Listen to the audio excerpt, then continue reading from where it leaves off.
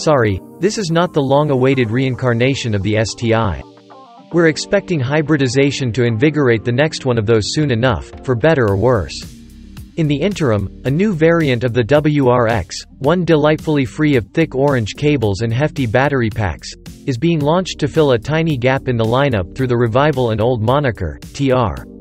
Only this time around, instead of representing a tuner-ready, no-frills version of this working folks Audi S4, the 2024 Subaru WRX TR is a high-end, track-ready model, a manual transmission version of the range-topping WRX GT.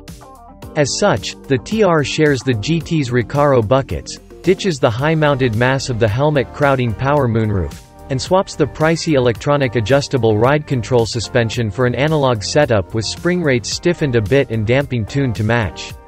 Some of the cost savings are reinvested in Brembo brakes and unique 19-inch rims wrapped in aggressive summer rubber.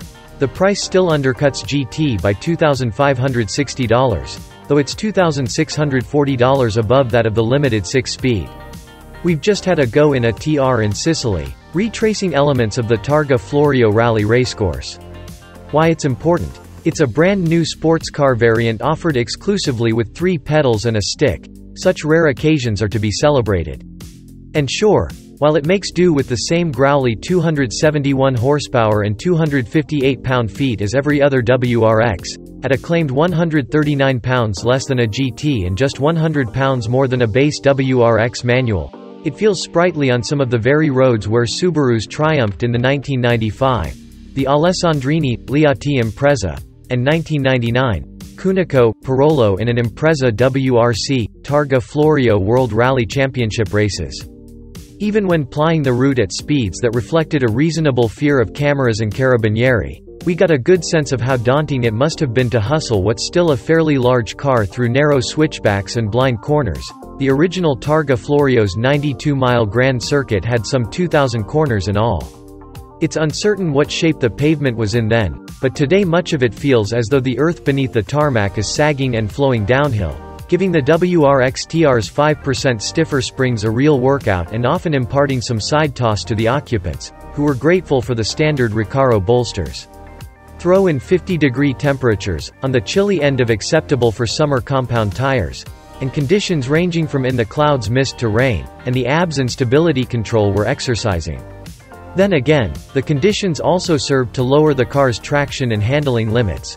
We got the WRX TR to 4-wheel drift in the tightest hairpins at well under 30 miles per hour. Pros. What we like.